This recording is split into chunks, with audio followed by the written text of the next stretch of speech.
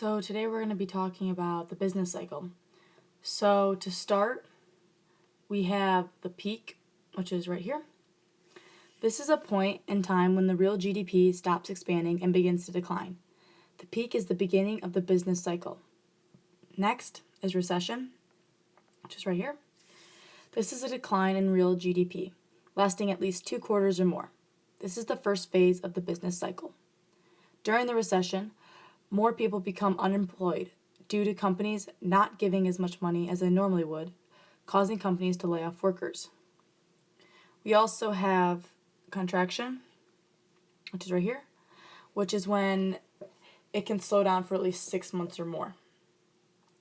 Next is the trough, which is down here. This is a point in time where real GDP stops declining and begins to expand.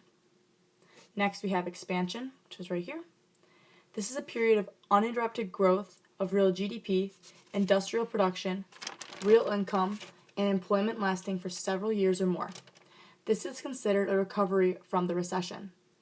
Lastly, we have the trend line, which is right here.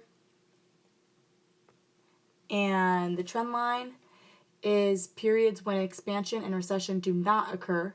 It's a growth path the economy would have followed if it wasn't interrupted by altering periods of recession and recovery. Trend line is when more people would be employed.